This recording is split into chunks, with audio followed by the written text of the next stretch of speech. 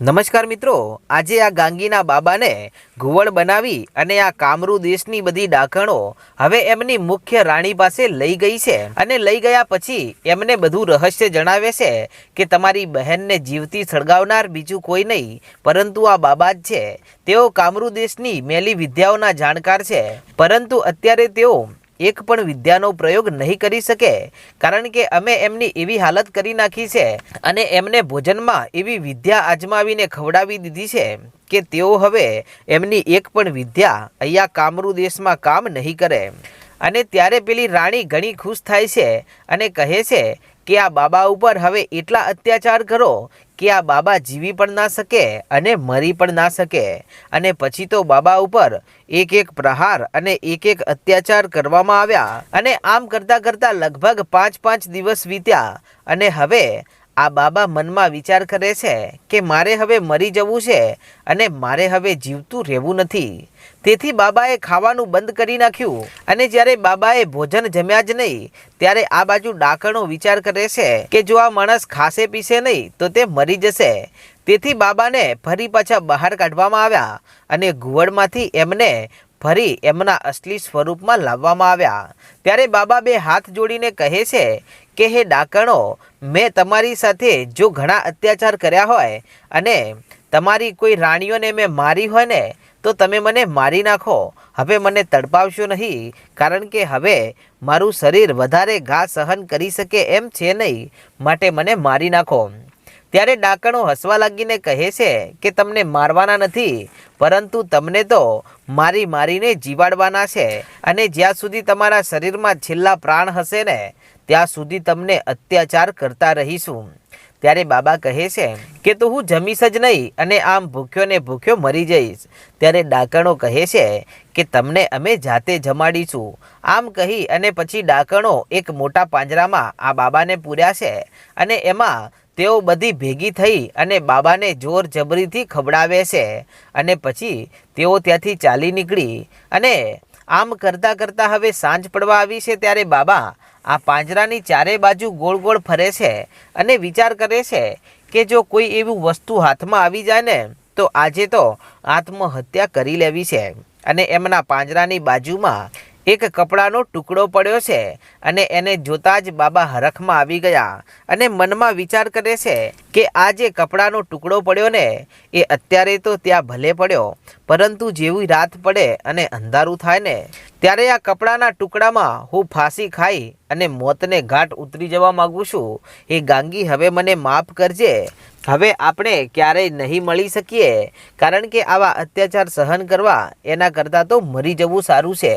આમ આટલો વિચાર કરી અને બાબા બેઠા છે અને પોતાની નજર પેલા કપડાના ટુકડા ઉપર છે અને આમ કરતાં કરતાં હવે રાત પડી ગઈ છે અને ઘનઘોર અંધકાર છવાઈ ગયું છે ને બાબા જ્યાં પાંજરામાં કેદ છે ને ત્યાં જરાય અજવાળું થાય એવો એક પણ દીપક નથી અને બાબા અંધારામાં પાંજરામાં બેઠા છે અને પછી તેઓ ધીમે ધીમે પોતાનો હાથ લાંબો કરે છે અને આખરે એ કપડાનો ટુકડો એમના હાથમાં આવી ગયો અને તે એટલો લાંબો છે કે તેનો એક છેડો તેમણે પાંજરા ઉપર બાંધી દીધો અને બીજો છેડો પોતાના ગળામાં બાંધી બાબા એ કપડાના ટુકડે લટકી જાય છે અને જેવા ત્યાં લટકી ગયા એની સાથે આજુબાજુમાંથી 4-5 ડાકણો દોડીને આવે છે અને આવી અને પાંજરું તોડી નાખે છે અને પાંજરું તોડીને બાબાને બહાર કાઢ્યા અને બાબાને લઈ અને ચાલતી ચાલતી તેઓ પેલી મુખ્ય ડાકણ પાસે પહોંચે છે અને ત્યાં જઈને કહે છે કે મહારાણી જુઓ તો ખરા,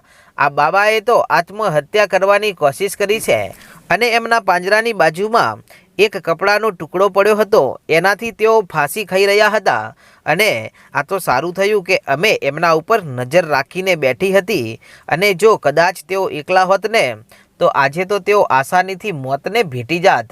અને ત્યારે આટલા શબ્દો સાંભળી અને પેલી રાણીને ગુસ્સો આવે છે અને તે કહે છે કે તો એક કામ કરો, હવે આ બાબાને આમ એકલા રાખ્યા જેવા નથી અને આમને આપણા જે બીજા ગુલામો છે ને એમની પાસે મોકલી દો।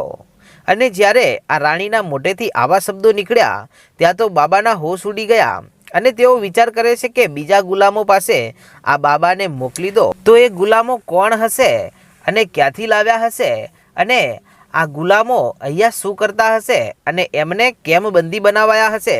અને આમ આ બાબાના મનમાં એક વિચાર પણ આવે છે કે હું અહીંયા એકલો નથી, અહીંયા ઘણા બીજા માણસો પણ કેદ છે. અને આમ કરતાં કરતાં સવાર પડે છે અને વહેલી સવારે ડાકણો આ બાબાને લઈ અને એક ખેતરમાં પહોંચે છે. અને આમ આ બાબાને જ્યારે ખેતરમાં લઈને આવે છે ત્યારે બાબા સામે જુએ છે તો એમની સામે ખેતરમાં 10 જેટલા બળદો ઊભા છે અને બધા બબેની જોડમાં છે. ત્યારે બાબા કહે છે કે આમની પાસે આટલા બધા બળદો ક્યાંથી આવ્યા? અને પછી આ ડાકણો ખડખડ દાંત કાઢીને હસવા લાગીને હસતા હસતા કહે છે કે બાબા, તમને એમ લાગતું હશે કે આ બધા બળદો તેઓ ક્યાંથી લાવી એમ જ વિચાર કરો છો ને? ત્યારે બાબા કહે છે કે હા, પણ આટલા બધા બળદ તમારી પાસે ક્યાંથી આવ્યા? ત્યારે એક ડાકણ જોરથી હસવા લાગી અને બાબાની પાસે આવીને કહે છે કે બાબા, આ કોઈ બળદ નથી, તમારા જેવા માણસો છે, પરંતુ એમને અમે અહીંયા લાવીને ગુલામ બનાવીને રાખીએ છીએ અને દિવસે એમને બળદ બનાવી અને આખી રાત અમે કામ કરાવીએ છીએ અને રાત્રે અમે સમડીઓ બની અને આજુબાજુના ગામડાઓમાં અમે નીકળીએ છીએ. અને આ રીતે આ બધા જ જે બળદો છે ને એ બધા જ તમારી જેમ કેદ કરેલા માણસો છે. ત્યારે બાબાના હોશ ઉડી ગયા અને પછી તો બાબાને 2 ચાબુક મારવામાં આવે છે ને બાબાને પણ બળદ બનાવી દેવાયા. અને પછી તો જે બધા બળદો આ ખેતર ખેડી રહ્યા હતા એમ બાબાને પણ હવે ખેતર ખેડવાનો વારો આવ્યો છે. તેથી તેઓ પણ બધા જ બળદોની જેમ પોતે ખેતરમાં ખેતર ખેડી રહ્યા છે ને મનમાં વિચાર કરે છે કે આ બધા બળદો કોણ હશે અને એમને કેમ અહીંયા લાવવામાં આવ્યા હશે? આમ તેઓ વિચાર કરતા જાય છે ને ખેતર ખેડતા જાય છે. સવારથી માંડીને હવે સાંજ પડવા આવી છે તો પણ એમને હજુ નથી તો એક પાણીનું ટીમ્પું આપ્યું કે નથી તો એમને એક કોળિયો ભોજન આપ્યું. અને આ બળદ જો ભૂલથી પણ નીચે રહેલા પાકને જો મોઢામાં તો લઈ લે તો એ બળદની ચામડી ઉખાડી નાખવામાં આવે છે. તેથી બધા જ ત્રાહીમામ થઈ ગયા છે, કંટાળી ગયા છે, પણ પોતે કરે શું? કારણ કે એમની પાસે કોઈ શક્તિઓ એવી નથી કે જેનાથી તેઓ પોતાનું રક્ષણ કરી શકે. કારણ કે સામે કામરૂ દેશની ભારે અને મેલી વિદ્યાની જાણકાર આ બધી ડાકણો છે. અને આમ કરતાં કરતાં હવે સાંજ પડવા આવી અને સાંજે આખું એ ખેતર ખેડી દેવામાં આવ્યું છે. અને પછી બધા જ બળદોને ભેગા કરવામાં આવ્યા અને બધા બળદોને ભેગા કરી અને પછી આ ડાકણો કહેવા લાગી કે આજે તમે ખૂબ જ જલ્દી ખેતરો ખેડી નાખ્યા છે, માટે આજે તમને અમે ભોજન આપીશું અને એ પણ ખૂબ જ સારું ભોજન. આમ કહી અને બધા બળદોને પાછા માનવ સ્વરૂપમાં લાવી દેવાયા. ત્યારે બાબા આશ્ચર્યમાં પડી જાય છે, કારણ કે તેમની ઉંમરના ઘણા માણસો છે, ઘણા તો એવા પણ માણસો છે કે જેઓ ઘણા બીમાર છે અને ખાધા પીધા વગર તેમના હાડ માંસ હવે જિંદગીના છેલ્લા શ્વાસ ગણી રહ્યા છે, તો પણ એમને આ રીતે ખેતર ખેડવા પડ્યા છે. તેથી બાબા એમની પાસે જઈને કહે છે કે ભાઈ, તમે આવી જિંદગી જીવો છો એના કરતાં તમે મોતને વાલું કેમ નથી કરતા? ત્યારે એ ગરીબ માણસ એટલું કહે છે કે દાદા, મોતને વાલું કરવા માટે અમે 1-2 દિવસ પ્રયાસ નથી કર્યો, પરંતુ દિવસમાં 10-10 વાર અમે મોતને ભેટવાનો પ્રયત્ન કર્યો છે, પણ એક પણ વાર અમે સફળ નથી થયા. એનું કારણ એ છે કે આ ડાકણો આમ તો હાજર હોતી નથી, પણ અમે કાંઈક નવા જૂની કરીએ અથવા તો આત્મહત્યા કરવાની કોશિશ કરીએ ને ત્યારે ખબર નહીં ક્યાંથી ટપકી પડે છે અને અમને ઢોર મારે છે અને મરવા પણ દેતી નથી. ત્યારે બાબા કહે છે કે મારી સાથે પણ એવું જ થયું છે અને ગઈ રાત્રે મેં પણ આત્મહત્યા કરવાની કોશિશ તો કરી, પરંતુ મને બચાવી લેવાયો છે અને આજે મને ખબર પડી છે કે મારી જેમ તમે પણ અહીંયા ગુલામ છો.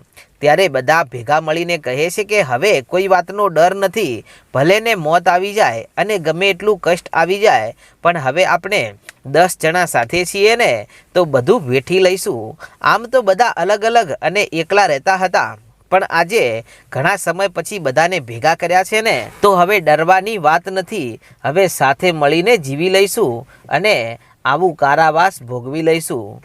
ત્યારે આમ કહીને પોતાના મનને રાજી કરે છે. ત્યાં તો બધી ડાકણો ત્યાં આવે છે અને આવી અને એમને કહે છે કે તમને તરસ લાગી છે?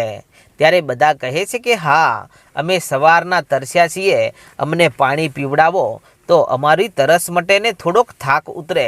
ત્યારે ગરમ લાય ઉકળતું પાણી ત્યાં લાવવામાં આવ્યું અને ડાકણો હસવા લાગીને કહે છે કે લો, આ પાણી રહ્યું ને એ તમારા માટે જ ગરમ કરવામાં આવ્યું છે, આ પાણીને પી લ્યો.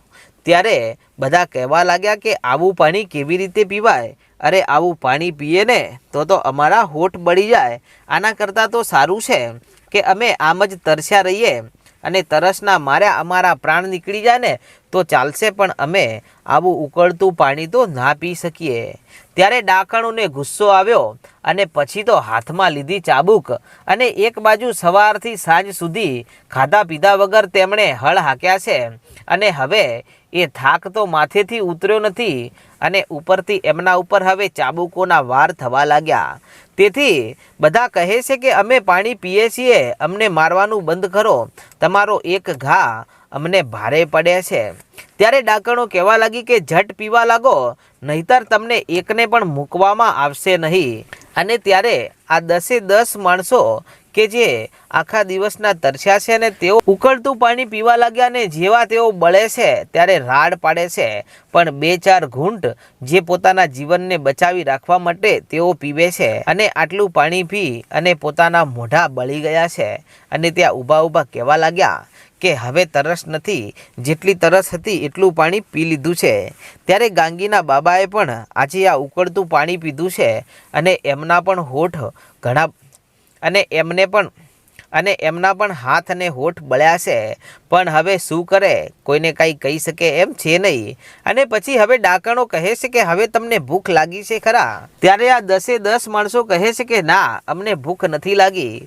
ત્યારે ડાકણો કહે છે કે ખૂબ સારું કહેવાય, તમે 2 દિવસથી કાંઈ ખાધું નથી, એમ છતાં તમને હજુ ભૂખ નથી લાગી. અરે લાગી હોય તો કહી દો, તમારા માટે ભોજન અમે હમણાં લાવીએ. ત્યારે એક માણસ બધાની સામે આવીને કહેવા લાગ્યો કે ભાઈ, ભલે ને બધાને ગમે એટલી ભૂખ લાગેલી હોય, પણ ભૂલથી પણ કોઈ એમ ન કહેતા કે અમને ભૂખ લાગી છે, નહીતર પાણી કહેતાની સાથે તો ગરમ ઉકળતું પાણી દેવામાં આવ્યું છે. અને જો ભોજનની વાત કરીને તો આપણને એવું ભોજન આપવામાં આવશે કે કદાચ તે ખાઈ નહીં શકીએ, અને જો કદાચ ખાઈ લઈશું ને તો એને પચાવી નહીં શકીએ. ત્યારે ડાકણો કહે છે કે બોલો, તમારા માટે ભોજન લઈ આવું? ત્યારે બધા જ કહે છે કે ના, અમને જરાય ભૂખ લાગી નથી અને ભૂખ લાગશે ત્યારે મંગાવી દેશું. ત્યારે ડાકણો કહે છે કે ભલે, તો હવે તમને બધાને આજે એક જ પાંજરામાં પૂરવામાં આવે છે. આમ કહીને બધાને એક પાંજરામાં પૂરી દેવાયા અને હવે રાત પડી ગઈ છે. તેથી બધી ડાકણો હવે સમડી બની ગઈ અને સમડી બનીને કહેવા લાગી કે તમે અહીંયા પાંજરામાં રહેજો, ત્યાં સુધી અમે કામરૂ દેશની બહાર આંટો મારીને આવીએ છીએ અને કદાચ જો કોઈ કાળા માથાનો માનવી મળી જાય ને તો એને સાથે લેતા આવીએ તો એ પણ તમારા 10માં 11મો માણસ થશે.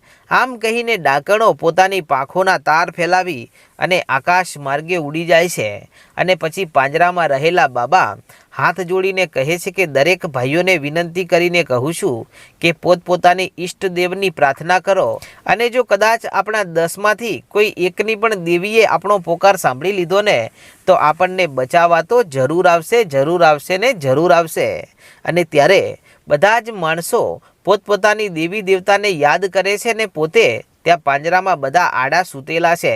અને આમ કરતાં કરતાં અડધી રાત થઈ અને પછી એમની સાથે જે ઘટના બને છે તેનો ઇતિહાસ આપણે આગળના ભાગમાં જોશું. અને તમે આપણી ચેનલ પર પહેલી વાર આવ્યા હોય તો આજે જ આપણી ચેનલ રાજા મેલડીને સબસ્ક્રાઈબ કરી નાખો. જય માતાજી.